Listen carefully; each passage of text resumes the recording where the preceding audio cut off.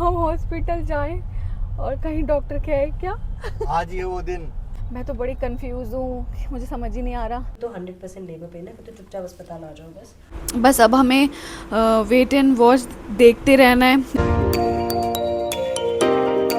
Hello दोस्तों, जय Shri Mahakal, welcome back to my channel. हम घर से निकल गए, बहुत जल्दी में निकले हैं आज।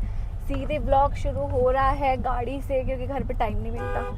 एक तो वैसे इतने काम रहते हैं और यार जो हम लेट होते थे तब भी ये ट्रैफिक भी रहते। देखो अभी बाहर ही हैं अपने गौर सिटी के, बहुत ज़्यादा ट्रैफिक रहते हैं यहाँ गौर सिटी में, बहुत हौच पौच हो गई है। ये रहा पोटला हमारा फाइलों से भरा हुआ। जैसा कि मैंने आप सभी को बताया था एक लास्ट वीडियो में, आपने देखा होगा कि मेरा स्कैन हुआ था और उस स्कैन के बाद आज हम डॉक्टर विज़िट के लिए जा रहे हैं। शायद वो चेकअप वगैरह मेरा करेंगी, क्योंकि सभी पूछ रहे हैं मेरी डेट नॉर्मल ये वो। मुझे खुद कुछ नहीं पता यार अभी कि मेरी डेट कब है। मतलब एज़ पर अल्ट्रासाउंड तो मेरी 10 अगस्त है। बाकी अब देखते हैं कि आज वो क्या कहती हैं। बच्चे उतर रहे हैं ना स्कूल के। उतर रहे हैं, अभी चढ़ रहे हैं। उतर रहे हैं, छुट्टी के टाइम में तो उतर रहे हैं सारे। साइड में लगाए, वही तो बीच में ही बस रोक दी, उसी वजह से सब उतर रहे के करके, इसलिए लेट हो रहे हैं। अब बस निकलेगी तब होगा। हॉस्पिटल तो पास में ही है। चलो आज निकलते हैं दोस्तों, देखते क्या कहती है डॉक्टर। बहुत ज़्यादा फिंगर क्रॉस करते हैं, डर भी लगता रहता है ना कि मतलब पता नहीं क्या ही होना है। गर्मी तो बहुत ज़्यादा हो रही है, मुझे इतना पसीना आ रहा है। मैंने अपने लिए ग्लूकॉन डी ले लिया है।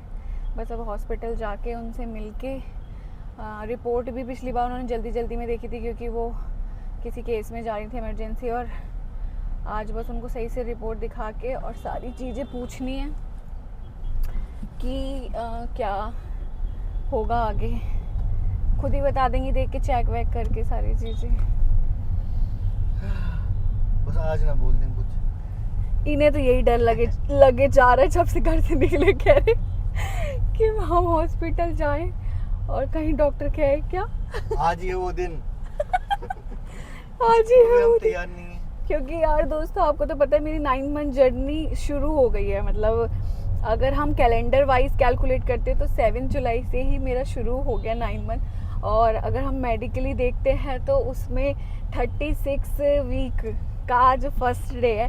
तो भी मतलब आज मैं 9 मंथ में लग चुकी हूँ। तो इसलिए ये है कि अब डर भी लगता है कि पता नहीं क्या होता है। वैसे तो जो हेल्दी प्रेगनेंसी है, बेबी के आने का टाइम है कि 37-38 वीक हो जाए तो अच्छा रहता है ना? हाँ 38 वीक में सही रहता है। बाकी आप लोग मुझे बताना कि नॉर्मल डिलीवरी किसकी कितने टाइम तक हुई है। मतलब 40 वीक भी क्रॉस हुई है क्या, क्योंकि 40 वीक तक तो एज पर अल्ट्रासाउंड तो 40 वीक ही रहता है।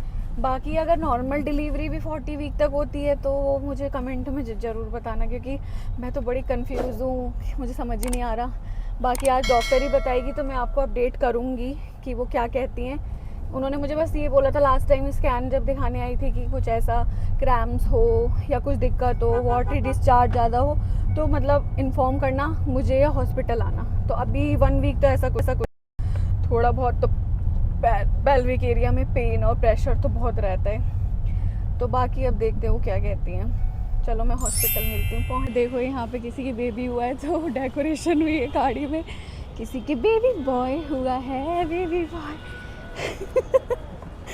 तो ये ना हॉस्पिटल वाले डेकोरेट करके देते हैं गाड़ी। तो चलो अब हम चलते। देखो छोटा सा बेबी उनके हाथ में ही है, वही बेबी हुआ होगा आज।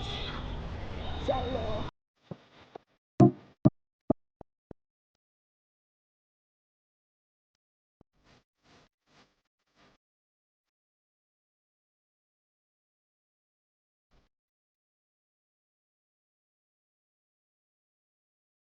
पेन अपने आप थोड़ी देर में बंद हो जाते हैं और बड़े इरेगुलर से होते हैं। जैसे एक पेन 5 में आया, अगला पेन 15 मिनट में आया, फिर 10 मिनट में आया, रुक रुक के जैसे इरेगुलर से पेन्स आ रहे हैं। और वो अपने आप आधे घंटे में ठीक हो जाता है। वो फॉल्स पेन्स होते हैं, ट्रू पेन्स ठीक नहीं होता। विद टाइम वो बढ़ता ही चला जाता है। तो जब शुरू हुआ तो सपोज 20-20 मिनट पे आ रहा है, फिर धीरे धीरे वो 15-15 मिनट पे हो गया, 10-10 मिनट पे, तो वो लेबर पेन हो सकता है। अगर उसके साथ में स्पेशली ब्लीडिंग हो जाए या वाटर बैग ब्रेक हो जाए फिर तो 100% लेबर पेन है, फिर तो चुपचाप अस्पताल आ जाओ बस। अदरवाइज भी अगर तुम्हें लगे कि 1-1.5 घंटा हो गया ऐसा पेन है कि चेकअप के लिए आ जाओ। अगर हमें लगा लेबर है तो हम एडमिट कर लेंगे, नहीं तो घर भेज देते हैं। बाकी कभी भी ऐसा लगे कि खूब सारा पानी निकल रहा है, ये कितनी आ रही है? 142, कभी भी ऐसा लगे कि खूब सारा पानी निकल गया and you are unable to control it, it is just continuously dribbling, okay, या कुछ ब्लीडिंग स्पॉटिंग हो तो फिर, या बेबी का मूवमेंट कम फील हो, तो अब खाना डॉक्टर को दिखा के हम आ गए थे, गाड़ी में ही है अभी। बड़ा मतलब आज पता तुम है कैसे बैठी है भिंडी की तरह स्ट्रेट करके, बिल्कुल ही। क्या तकलीफ है तुम्हें? क्या तकलीफ है? भिंडी ऐसे बैठती है? आराम से रिलैक्स होके बैठो ऐसे। क्या कुछ भी बोलते रहेंगे, ऐसा कुछ भी नहीं है दोस्तों। मैं भिंडी की तरह तो नहीं लग रही होंगी ना बैठे हुए, पता नहीं। डॉक्टर ने तुमसे इतने अच्छे से बात करी है, इतना अच्छे से तुम्हें समझाया है, तो टेंशन मत लो। टेंशन क्यों लेनी? और भिंडी थोड़ा की तरह क्यों बैठी हो ऐसा करके? अरे यार ये बड़े बोलते हैं, लो ऐसे फैल के बैठो नीचे।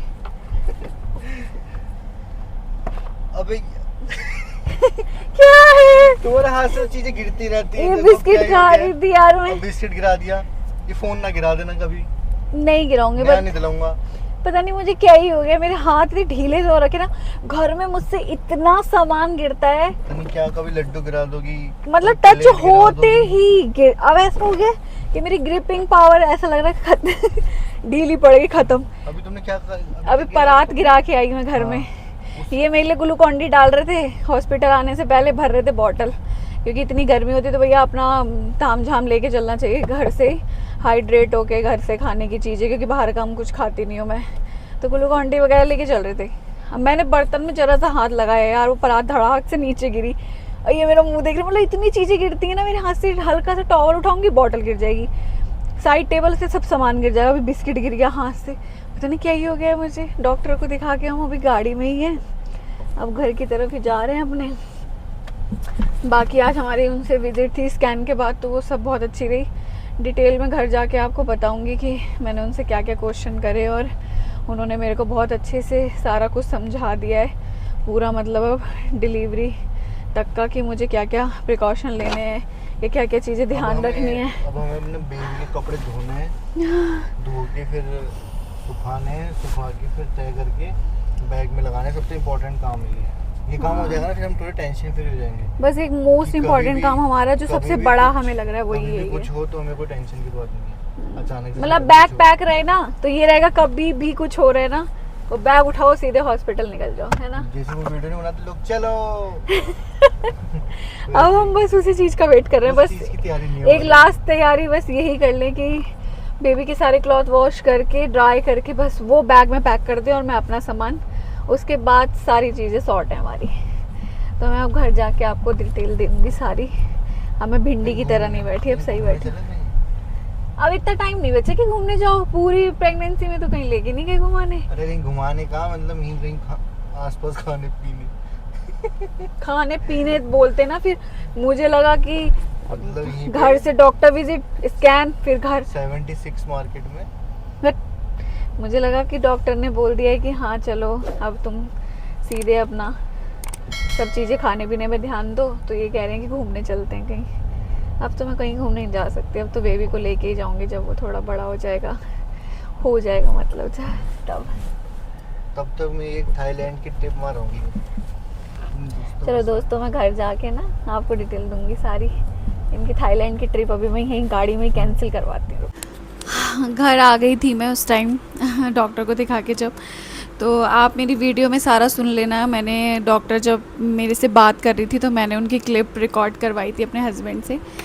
मैंने उनसे सब कुछ पूछा कि मेरे को फॉल्स कॉन्ट्रैक्शन होंगे तो कैसे, मतलब मेरे को सिम्टम आएंगे, या लेबर पेन होगा तो कैसा होगा, मतलब तो ये सारी चीज़ें मैंने उनसे पूछी, और उन्होंने मुझे डिटेल में आज समझाया। क्योंकि मेरी ईडीडी डेट जो है वो 10 अगस्त तक होगा, तो उसके हिसाब से अभी उन्होंने मुझको बोला है कि अब तुम एक्सरसाइज शुरू करो आज से, और पपाया खाना शुरू करो, पाइनएप्पल खाना शुरू करो, और डेली के 6 खजूर डेट्स लेना शुरू करो। तो उन्होंने आज मुझे ये चीज़ बोली। इससे पहले जब मेरा लास्ट स्कैन भी हुआ था तब तक उन्होंने मुझे ये सब नहीं बोला था। तो आज ये सारी चीज़ें क्लियर हुई हैं दोस्तों। बाकी ये है कि बस अब हमें वेट एंड वॉच देखते रहना है, एनालाइज करते रहना है कि मुझे ज़्यादा वाटरी डिस्चार्ज तो नहीं हो रहा, ब्लीडिंग तो नहीं हो रही। कभी कभी ऐसा होता है कि लेबर पेन नहीं आते, और वाटर बैग लीक हो जाता है और ब्लीडिंग हो जाती है। तो अगर मुझे यही चीज़ नोटिस, अगर मुझे पेन आ रहे हैं तो मुझे हॉस्पिटल जाना ही जाना है। और किस किस टाइम पे कैसे आ रहे हैं वो सब वो वीडियो में उन्होंने मुझे बताया, तो आप देख लेना। बाकी ये है कि मेरा जो आप LMP पूछ रहे थे वो मैंने मैसेज में बहुत लोगों को बताया, 7 नवंबर है मेरा। और देखते हैं कि बस अब ये जुलाई क्रॉस हो पाता है या नहीं, या जुलाई में ही बेबी आ जाता है, या जो भी है वो सब आपको वीडियो अब मिलती रहेगी। 9th मंथ मेरी प्रेगनेंसी का शुरू हो गया है और 3rd ट्राइमेस्टर जर्नी में मैं हुई, ये सब आपको पता ही है।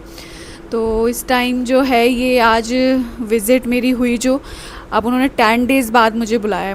10 डेज़ के बीच में अगर मुझे कुछ भी हो रहा है, वही वाटरी डिस्चार्ज हो रहा है, लेबर पेन इंड्यूस हो रहे हैं, या फिर ब्लीडिंग हो रही है हल्की बहुत भी, तो मुझे जाना ही जाना है। फिर तो मैं जाऊंगी, वो एडमिट ही करेंगे।